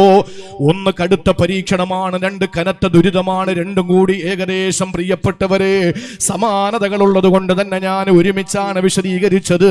ഇനി മൂന്നാമത്തേത് ഏതെന്നറിയോ? അള്ളാന്റെ ഖുർആൻ, അള്ളാന്റെ ഹബീബ് പഠിപ്പിക്കുകയാണ് വസൂഇൽ ഖലാ, അള്ളാഹുവിന്റെ വിനാശകരമായ വിധികളാണ് പടച്ചവന്റെ വിധിയാണ്. ആ വിധി ഖൈറും ഷർറും നമുക്ക് വരുന്നത് അള്ളാഹുവിൽ നിന്നല്ലേ നമ്മൾ വിശ്വസിക്കുന്നത്. പ്രിയപ്പെട്ടവരെ, വിശുദ്ധമായ ഖുർആനിൽ ഒരു ആയത്തുണ്ട്, സൂറത്തുൽ ബഖറ 102-ാമത്തെ ആയത്തിൽ അള്ളാഹു പഠിപ്പിക്കുന്നത് എന്താണെന്നറിയോ? ഇന്ന് സിഹിറിന്റെ പേരിൽ പല സംഘടനകളും പല തട്ടുകളിലായി പോയത് നമ്മൾ കണ്ടവരാണല്ലോ. 102-ാമത്തെ ആയത്തിൽ അള്ളാഹു പഠിപ്പിക്കുന്നത് സിഹിറിനെ പറ്റി തന്നെയാ. ആരാ സിഹിർ പഠിപ്പിക്കുന്നതെന്നറിയോ? ബിബാബില ഹാറൂത വമാറൂ, ബാബിലോണിലെ ഹാറൂത്തും മാറൂത്തും എന്ന് പറഞ്ഞ് മലക്കുകളായിരുന്നവര് രൂപാന്തരപ്പെട്ട് മനുഷ്യകോലങ്ങളിൽ അകപ്പെട്ടു പോയവര്. ഒരു പ്രത്യേക സാഹചര്യത്തിലെ ചരിത്രം വിശാലമാണ്, പറയാൻ നമുക്ക് സമയമില്ല. ആ ഹാറൂത്തും മാറൂത്തും സിഹിർ പഠിപ്പിച്ചു കൊടുക്കുകയാ. ആ സിഹിർ പഠിപ്പിച്ചു കൊടുക്കുമ്പോൾ അതിനെപ്പറ്റി വിശുദ്ധ ഖുർആൻ സൂറത്തുൽ ബഖറയിൽ ഇങ്ങനെ പരാമർശിച്ചിട്ട് വന്നിട്ട് അല്ലാഹു പറഞ്ഞതെന്തെന്നറിയോ? ഈ സിഹിറിന്റെ വ്യാപ്തി എന്താണെന്നറിയോ? സുബ്ഹാനല്ലാഹ്, ഭാര്യയും ഭർത്താവും തമ്മിൽ അകന്നു പോകാൻ സിഹിറിന് കഴിവുണ്ടേ. ഇതെന്റെ വാക്കല്ല, അള്ളാന്റെ വിശുദ്ധ ഖുർആനിന്റെ വാക്കാ. ഒരു ഭാര്യയും ഭർത്താവിനെയും തമ്മിൽ അകറ്റാ. ഏത് അകറ്റലാണ്? നമ്മൾ നിസ്സാരമായി കാണുന്നത് വലിയ കാര്യമാണോ? ഒരു ഭാര്യയും ഭർത്താവും തമ്മിൽ അകലുന്നത് വലിയ കാര്യമല്ലല്ലോ എന്ന നിസ്സാരമായിട്ടുള്ള വാക്ക് നമ്മൾ പറയുമ്പോഴും നമ്മളൊരു കാര്യം മനസ്സിലാക്കണം. ഇവർ രണ്ടുപേരും ഒരുമിച്ച് കൂടുന്നത് ഏത് ബന്ധത്തിലാണെന്നറിയോ? മീസാകന ഖലീലാ, അല്ല പറഞ്ഞത് ബലിഷ്ഠമായ കരാറെന്നാ. ഇങ്ങനെ ബലിഷ്ഠമായ കരാറെന്ന് പറഞ്ഞത് പള്ളിയിൽ ഇമാമിനെ എടുക്കുന്നതിനെ പറ്റിയല്ല, ഒരു മഹല്ലത്തിന്റെ പരിപാലന സമിതി സത്യപ്രതിജ്ഞ കയറുന്നതിനെ പറ്റിയല്ല, നിയമസഭാ മന്ദിരത്തില് ജനാധിപത്യത്തിന്റെ ശ്രീകോവില് ഒരു പാർട്ടി അധികാരത്തിൽ വരുന്നതിനെ പറ്റിയല്ല, അല്ലെങ്കിൽ പാർലമെന്റിൽ ഒരു പാർട്ടി അധികാരത്തിൽ വരുന്നതിനെ പറ്റിയല്ല. അള്ളാഹു പറയുന്നത് മീസാകൻ ഖലീലാ, ബലിഷ്ഠമായ ഒരു കരാറെന്ന് പറയുന്നത് ഉമ്മയും മകനും തമ്മിലുള്ള കരാറല്ല, വാപ്പയും മോനും തമ്മിലുള്ള കരാറല്ല. പിന്നെ ഖുർആനിൽ അള്ളാഹു പറഞ്ഞ ഒരേ ഒരു കരാറേതാ? മീസാകൻ ഖലീലാ എന്ന് പറഞ്ഞത് ഭാര്യ ഭർത്താക്കന്മാർ തമ്മിലുള്ള ഒലയാത്ത അലയാത്ത ഒരിക്കലും മുടയാത്ത ഒരു കരാറാണ്. ആ കരാറിനെ പൊളിച്ചു കളയാൻ കഴിവുള്ളതാണ് സിഹിർ. ആലോചിച്ചു നോക്കിയേ, ആ ബലിഷ്ഠം എന്ന് ഖുർആൻ പറഞ്ഞതിനെ പൊട്ടിക്കാൻ കഴിവുള്ളതിനാണ് സിഹിർ എന്ന് പറയുന്നതെങ്കിൽ ആ സിഹിറിനെ പറ്റി 102-ാമത്തെ ആയത്ത് വിശദീകരിച്ചിട്ട് അള്ളാഹു അവസാനം പറയുന്നു, സിഹിർ കാരണം ഭാര്യയും ഭർത്താവും രണ്ട് കോണിലാവും. ഇത് പറഞ്ഞിട്ട് അള്ളാഹു തആല പറയുകയാണ്, വമാഹും ബിളാദീന മിൻ അഹദിന ഇല്ലാ ബിഇദ്നില്ലാഹ്. എത്ര വലിയ സിഹർ ബാധിച്ചാലും, എത്ര വലിയ ഐന് ബാധിച്ചാലും, ഏതമ്പലങ്ങളിൽ പോയി കരിങ്കട കൊടുത്താലും, ഏതമ്പലത്തിൽ പോയി കരിങ്കോഴി കൊടുത്തിട്ട് രണ്ടുപേരെ തമ്മിൽ തെറ്റിക്കാൻ ശ്രമിച്ചാൽ, മുസ്ലിം ചെറുപ്പക്കാരാ, അല്ലാഹുവിന്റെ ഖുർആൻ പറയുകയാണ്, വമാഹും ബിളാദീന ബിഹി മിൻ അഹദിൻ ഇല്ലാ ബിഇദ്നില്ലാഹ്. അല്ലാഹുവിന്റെ അനുവാദമില്ലാതെ, അവന്റെ അറിവില്ലാതെ, അവന്റെ അനുമതിയില്ലാതെ, അവൻ അറിയാതെ ഒരു ഇല പോലും അനങ്ങൂല. കല്ലിടുക്കിലെ പുൽക്കൊടിക്ക് പോലും കൊടുനീര് കൊടുക്കുന്നത് അല്ലാഹുവാ. വാരിയല്ല് കൊണ്ട് മൂടപ്പെട്ട ഹൃദയാന്തരാളങ്ങളിലുള്ള ചലന നിശ്ചലനങ്ങൾ അറിയുന്നതും അല്ലാഹുവാ. ഒളിക്കണ്ണ് കൊണ്ടുള്ള നോട്ടം കാണുന്നതും അല്ലാഹുവാ. ഇതെല്ലാം അറിയുന്ന പടച്ചതമ്പുരാ, ഇന്നലെയും ഇന്നും നാളെയുമില്ലാത്ത അല്ലാ, എല്ലാം തുറന്ന പുസ്തകമായ അല്ലാ, ആ പടച്ചതമ്പുരാന്റെ അറിവില്ലാതെ ഒന്നും സംഭവിക്കുകയില്ല. ഇത് വിശുദ്ധമായ ഖുർആനിലൂടെ പരിചയപ്പെടുത്തുമ്പോ ഒരു കാര്യം പറഞ്ഞോട്ടെ സഹോദരങ്ങളെ, ഒരു വാഹനത്തിന്റെ പിന്നില് റസൂലുള്ള ഇരിക്കുന്ന ഒട്ടകമോ കുതിരയോ, എന്റെ ഓർമ്മ ശരിയല്ല, ഏതോ ഒരു വാഹനത്തിന്റെ പിന്നില് മഹാനായ അബ്ദുല്ലാഹി ഇബ്നു അബ്ബാസ് റളിയല്ലാഹു അൻഹുവിനെ വിളിച്ചിരുത്തുകയാ. അന്ന് ഇബ്നു അബ്ബാസ് തങ്ങൾ തീരെ ചെറുതാ.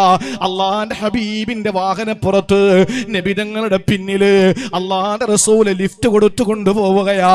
ആ സമയത്ത് ഇബ്നു അബ്ബാസ് എന്ന ബാലനോട് റസൂലുള്ളാഹി സംസാരിച്ചത് എന്തെന്നറിയോ? യാ ഗുലാം, എന്റെ പൊന്നുമോനെ. ഇമാം തുർമുദി റിപ്പോർട്ട് ചെയ്ത ഹദീസിലായി ഇത് പറയുന്നത്.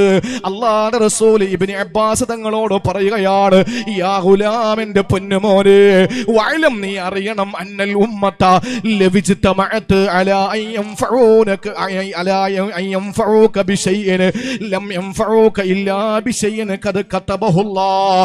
ലോകത്തുള്ള ജനങ്ങളെല്ലാം നിനക്ക് എന്തെങ്കിലും ഒരു പ്രയോജനം ചെയ്യാൻ തീരുമാനിച്ചെന്നിരിക്കട്ടെ, ലോകത്തുള്ള മുഴുവൻ ആളുകളും നിനക്ക് എന്തോ സമ്മാനം തരാൻ വേണ്ടി തീരുമാനിച്ചെന്നിരിക്കട്ടെ, നിനക്ക് വലിയ ആദരവ് തരാൻ വേണ്ടി തീരുമാനിച്ചെന്നിരിക്കട്ടെ, അല്ലാഹുവിന്റെ റസൂല് പറയുന്നു, ലം യൻഫഊക ഇല്ലാ ബിശൈഇൻ ഖദ് കതബഹുല്ലാഹ്. ഉമ്മാന്റെ ഗർഭാശയത്തിൽ വെച്ച് എഴുതിയതല്ലാതെ ഒന്നും നിനക്ക് കിട്ടൂലേ പൊന്നുമോനെ. ഒരു രൂപ നിനക്ക് ലാഭം കിട്ടണോ, അത് അല്ലാഹു നിനക്ക് നിന്റെ ഉമ്മയുടെ ഉദരത്തിൽ കിടക്കുമ്പോ 4-ാം മാസം എത്തുമ്പോ 3:40 പിന്നിട്ടപ്പോ രേതസ്കണമായി, ബീജക്കട്ടയായി, രക്തക്കട്ടയായി, മാംസക്കട്ടയായി 3:40 പിന്നിട്ട് ഗർഭാശയം എന്ന ഇരുളടങ്ങിയ ആ ഒരു ചെറിയ അറയ്ക്കുള്ളിൽ നീ കിടക്കുമ്പോ ഒരു മലക്ക് വന്നിട്ട് രേഖപ്പെടുത്തുകയാണ് നിനക്ക് എന്തൊക്കെ ലാഭം കിട്ടുമെന്ന്. അതല്ലാത്തതൊന്നും നിനക്ക് കിട്ടൂല. ഈ 8 സെന്റിന് അഡ്വാൻസ് 2 ലക്ഷം രൂപ കൊടുത്ത സയ്യിദ് ഉമർ അലി ശിഹാബ് തങ്ങൾ റിലീഫ് സെല്ലിന്റെ ചുണക്കുട്ടികളായ ആത്മാർത്ഥതയുള്ള എന്റെ പ്രിയപ്പെട്ട സംഘാടകരായ ചെറുപ്പക്കാരാ, നിങ്ങളുടെ പ്രിയപ്പെട്ട മാതാക്കന്മാരുടെ ഉദരത്തിൽ വെച്ച് അള്ളാഹു രേഖപ്പെടുത്തിയത് എന്താണോ അത് നടന്നിരിക്കും. അള്ളാഹു നിങ്ങൾക്ക് തരുന്നതെല്ലാം അതിന്റെ പേരിൽ തന്നെയാ. ഇവിടെ കൊടുത്ത 25,000, 15,000, 10,000, 5,000 ഈ ബക്കറ്റിൽ നിങ്ങൾക്ക് കിട്ടുന്നത് ഇതെല്ലാം നിങ്ങൾക്ക് അള്ളാഹു എഴുതി തന്നത് തന്നെയാ, അല്ലാത്ത പുതിയതൊന്നും വരൂല. ശേഷം ഇബ്നു അബ്ബാസ് തങ്ങളോട് പറയുകയാണ്, ഇബ്നു അബ്ബാസിനോട് റളിയല്ലാഹു അൻഹുവിനോട് പറയുന്നു, യാ ഗുലാമേ, പൊന്നുമോനെ, വലവിസ്തമഉ അലാ അൻ യളുറൂക ബിശൈഇൻ, നിന്നെ എന്തെങ്കിലും ചെയ്യാൻ വേണ്ടിയിട്ട് അവരെ തീരുമാനമെടുത്തെന്നിരിക്കട്ടെ, ലം യളുറൂക ഇല്ലാ ബിശൈഇൻ ഖദ് കതബഹുല്ലാഹ്. എന്നെ അല്ലാഹു എന്തെങ്കിലും രീതിയിൽ വിഷമിപ്പിക്കാൻ ഉദ്ദേശിച്ച ലോകത്തുള്ള 10,000-കണക്കിന് ആളുകൾ സമാധാനത്തിന്റെ സമാശ്വാസത്തിന്റെ വാക്കുകളുമായി വന്നാലും എന്നെ രക്ഷപ്പെടുത്താ, എന്നെ സമാധാനിപ്പിക്കാ, എന്നെ അതിൽ നിന്ന് മുക്തനാക്കാൻ കഴിയില്ലേ? അതുപോലെ എനിക്ക് അല്ലാഹു എന്തെങ്കിലും ഒരു വിപത്ത് തരാൻ ഉദ്ദേശിച്ചാൽ, അല്ലെങ്കിൽ ഒരു സൗഭാഗ്യം തരാൻ ഉദ്ദേശിച്ചാൽ ലോകത്തുള്ള ജനങ്ങൾക്കൊന്നും അതിൽ പങ്കില്ല. കാരണം സൂഉൽ ഖളാ പടച്ചവനിൽ നിന്ന് വരുന്നതാ. അതുകൊണ്ട് നിങ്ങൾ ആരുടെ മുന്നിലാ കൈകൾ നീട്ടേണ്ടത്? ആരോടാ നിങ്ങളുടെ സങ്കടങ്ങൾ പറയേണ്ടത് അമ്പലങ്ങളിൽ പോകലല്ല പെങ്ങളെ, ഓൺലൈൻ ബിസിനസ്സുകളിലൂടെ നടന്ന് ഓൺലൈൻ ആരാധനാ ശൈലികളിലേക്ക് പോകലല്ല. പിന്നെ നിങ്ങൾ ചെയ്യേണ്ടത് എന്തെന്നറിയോ? അള്ളാഹുവിലേക്ക് മടങ്ങണമെന്ന് ലോകത്തിന്റെ നായക, അജയ്യനായ നേതാവേ, ആമിനയുടെ പൊന്നുമോനെ, അബ്ദുള്ളയുടെ തങ്കക്കുടമേ, ഇന്നേവരെ തമാശയ്ക്ക് പോലും അവിടുത്തെ അധരങ്ങളിൽ നിന്ന് അടർന്നു വീഴാത്ത, അസത്യത്തിന്റെ ലാൻസൻ അടർന്നു വീഴാത്ത ആമിനയുടെ തങ്കക്കുടമേ നബി മുഹമ്മദ് മുസ്തഫ തങ്ങൾ പറയുന്നു. എന്തുകൊണ്ടെന്നറിയോ? റുഫിഅത്തിൽ അഖ്ലാ വജഫത്തി സുഹുഫു. എന്താണ് കാരണം? പേന ഉയർത്തി ഏടുണങ്ങി. ഇനി ആർക്ക് എഴുതി പിടിപ്പിക്കാനും പറ്റൂല, ആ ഏട് മാച്ച് കളയാനും പറ്റൂല. എഴുതി പിടിപ്പിക്കാൻ പറ്റാത്ത കാര്യം എന്താണ്? റുഫിയത്തിൽ അഖ്ലാം, പേന മാറ്റിയിരിക്കുകയാണ്. പിന്നെന്താ മാച്ച് കളയാൻ പറ്റാത്തത്? ജഫത്തി സുഹുഫു, ഏട് ഉണങ്ങിപ്പോയിരിക്കുകയാണ്. അതുകൊണ്ട് എന്തു വിധിയും എന്തായാലും അല്ലാഹ് അറിയാതെ ആകാശത്തിൽ നിന്ന് ഒരു തുള്ളി വെള്ളം വരൂല, ഈ ഭൂമിയിൽ ഒരു ഇല പോലും അനങ്ങൂല. അള്ളാഹുവിന്റെ അനുമതിയില്ലാതെ, അവൻ അറിയാതെ ഒന്നും വരില്ല.